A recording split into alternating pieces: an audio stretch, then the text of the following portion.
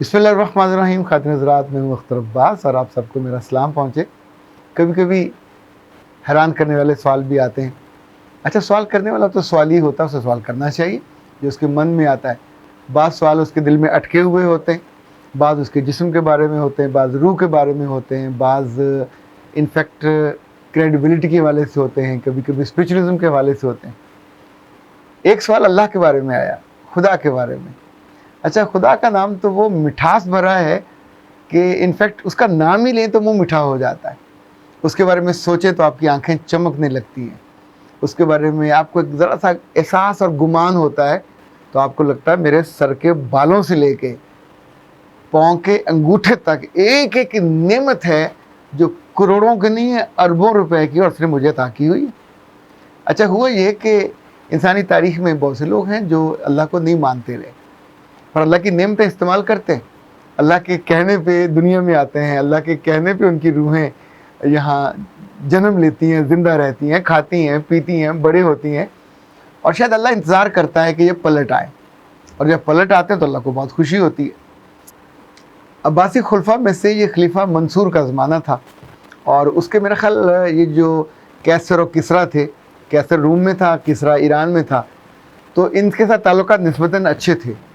एक दफ़ा ये हुआ कि कैसर रूम ने अपना एक वज़ीर भेजा और उसको उन्होंने बड़ी आवभगत की और दरबार में एक ऊंचे ओहदे पे बिठाया। तो सब उलमा को और जो फुक़हा थे और जो यूँ समझें कि उस ज़माने के स्कॉलर से सबको दरबार भर गया। तो खलीफा मंसूर ने कहा कि रोम के बादशाह ने अपना जो वज़ीर भेजा है उसके पास 3 सवाल हैं, और उन्होंने कहा कि आप बगदाद के अहले इल्म को जमा करें, इनसे मैं सवाल करना चाहता। तो आप लोगों को मैंने ज़हमत दी है तो ये आपसे सवाल करना चाहता है। अच्छा, उस रूमी वज़ीर ने अपने 3 सवाल पेश किए, कोई भी उसका सेंसिबल या माकूल जवाब नहीं दे सका। तो इमाम अबू हनीफ़ा जो बड़े फ़क़ीह थे, आलिम थे, पहले तो खामोश बैठे थे, फिर वो बोले। उन्होंने कहा कि तुम एक सवाल करने वाले हो, सवाली हो, तो जो सवाल करने वाला होता है उसकी जगह जो वो साइल है तो नीचे होती है, जिससे सवाल करे वो ऊंचा बैठेगा ना। तो बात तो सही थी, तो तुम वहाँ से छोड़ के नीचे आओ। तो वो नीचे आया, तो इमाम अबू हनीफा अपनी जगह से उठे और फिर जाके उस नशिस्त पे बैठ गए। कहा हाँ अब पूछो। तो उसने कहा पहला सवाल ये है कि अल्लाह से पहले क्या था। तो इमाम अबू हनीफा ने कहा अच्छा, गिनती में 1 है, 1 से पहले क्या होता है। उसने कहा कुछ भी नहीं। तो उन्होंने कहा अल्लाह से पहले भी कुछ नहीं था, अल्लाह शुरू से है, ऐसा ही है। अच्छा, वो एकदम से लाजवाब हो गया। फिर उसने दूसरा सवाल किया कि अल्लाह का जो रुख है वो किस तरफ है। इत्तेफाक से उस वक्त दरबार में चारों तरफ दिए जल रहे थे, जो कुमकुमे। अच्छा, उस ज़माने में ये जैसे नीचे किसी ऑयल से, ऑलिव ऑयल से जलाए जाते थे। तो आपने उसकी तरफ देखा कि ये देखो, ये जो सामने रोशनी का दिया जल रहा है, इसकी रोशनी किस तरफ है। तो उसने देखा, कहा कि चारों तरफ है। उसने कहा इतनी सी रोशनी की तुम समझ का अंदाज़ा नहीं कर पा रहे कि किस तरफ है। तुमने कहा चारों तरफ है, तो जो रोशनी का मंबा है, जो खुद रोशनी है, उसका रुख तुम कैसे तयन करोगे कि किस तरफ है। और ये तुम्हें लगता नहीं कि अजीब सा आमकाना सा सवाल है कि सवाल बनता ही नहीं है। अच्छा, जवाब तो ऐसा शानदार था कि वो लाजवाब हो गया। वज़ीर का तीसरा सवाल ये था कि इस वक्त अल्लाह ताला क्या कर रहा है। तो इमाम अबू हनीफा ने कहा अल्लाह ताला ज़ाहिर दुनिया का रब है, कितने काम उसको होते हैं, सारे काम कर रहा होगा, लेकिन इस वक्त साथ साथ वो एक और काम भी कर रहा है कि एक फजूल से सवाल करने वाले को उसने भरे दरबार में इज़्ज़त की कुर्सी से उतार के नीचे खड़ा कर दिया और मुझे ऊपर बिठा दिया। सो दिस इज़ व्हाट अल्लाह ताला is doing at the moment. इस पर ज़ाहिर दरबार में कहका लगा होगा, सब लोग हंसे होंगे, मुस्कुराए होंगे। वो वज़ीर दम खुद रह गया, खामोश हुआ और वापस चला गया। ज़ाहिर है उस वक्त सबके सामने उसकी सुबकी हो गई। खातिर हज़रात, हर ज़माने में इस तरह के लोग सवाल करते रहते हैं और उनका कोई ना कोई जवाब देने वाला भी होता है। लाइक आज के अहद में अगर कोई इस तरह के सवाल करता है तो आम तौर पे वो नेट से देख के या जो अल्लाह से इनकार करने वाले हैं उनकी बातें सुन, उसके अपने मन में नहीं कोई बात आ रही होती। जो कि अपने मन में बात आए تو پھر جو اگر آپ کو یاد ہو ایک بڑے مشہور عالم تھے، ان کا نام تھا امام ابو بن ادم. یہ بادشاہ تھے اور بادشاہت ان کی کمال کی بڑی مضبوط اور شاندار بادشاہت تھی. پھر کسی ایک بات پہ ان کے دل پہ اثر ہوا اور انہوں نے بادشاہت چھوڑ کے فقیری اختیار کر لی. ان سے لوگ مختلف باتیں پوچھتے رہتے تھے. ایک دفعہ ایک آدمی ان کے پاس آیا، اسے اب سائل ہی کہیں گے. اس نے کہا کہ ابو بن ادم، آپ کا بلند ہو درجہ اور مقام، مجھے ایک سوال کا جواب دیجئے. میں ایسا کیا کروں کہ گناہ کرتا رہوں، غلطیاں کرتا رہوں، پر مجھ پہ وہ گرفت نہ ہو؟ تو ابو بن ادم اس کی بات سن کے مسکرائے. اچھا کوئی ہمارے آپ جیسا ہو نا تو غصے سے ڈنڈا نکالے، اس کو سر پہ مارے، تمہاری ایسی کی تیسی، تم ایسے جاہلانہ سوال کیسے کرتے ہو؟ پر عالم تو عالم ہی ہوتا ہے، وہ بڑے ظرف والا ہوتا ہے، بڑے علم والا، بڑی فکر والا اور بڑی تدبیر والا بھی ہوتا ہے. تو انہوں نے کہا ہاں میرا خیال ہے ہو سکتا ہے 3 کام ایسے کر لو تو تم بچ سکتے ہو، جو مرضی گناہ کرو تم پہ کوئی گرفتی نہ ہو. تو پہلا کام اگر تم یہ کرو کہ اللہ کا جو رزق ہے دیا ہوا اس کو کھانے سے انکار کر دو، کیونکہ انسان جس کا کھاتا ہے آگے شرماتا بھی ہے اور آپ کو اس کی بات سننی بھی پڑتی ہے اور وہ جواب بھی لیتا ہے. تو اس نے کہا یہ تو نہیں ہو سکتا کہ میں رزق اپنا تو میں پیدا نہیں کر سکتا، جو رزق پیدا کیا ہو تو اللہ کا ہے، اسی کو میں نے کھانا ہی کھانا ہے، تو اس لیے یہ کام تو نہیں ہو سکتا.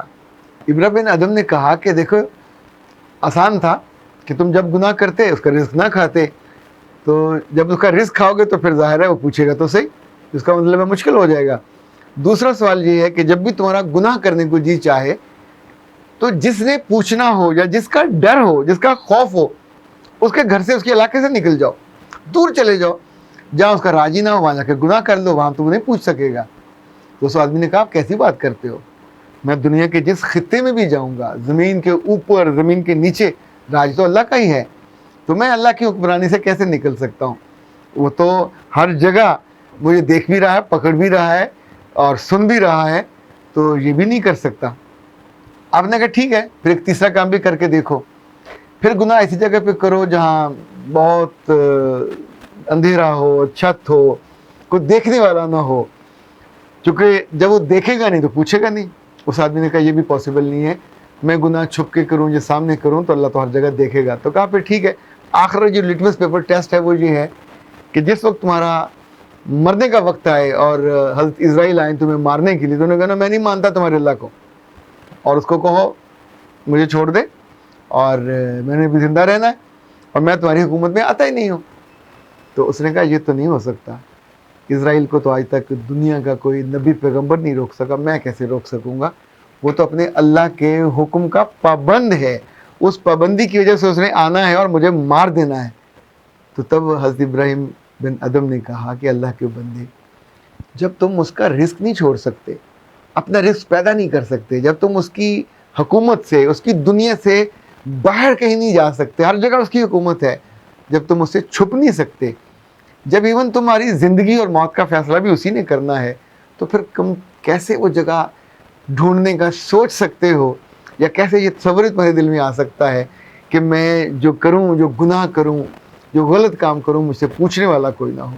خاطر حضرات، یہ جو دل میں خیال آتے ہیں کبھی کبھی تو شیطان کی طرف سے آتے ہیں اور کبھی کبھی وسوسوں کی طرح آتے ہیں.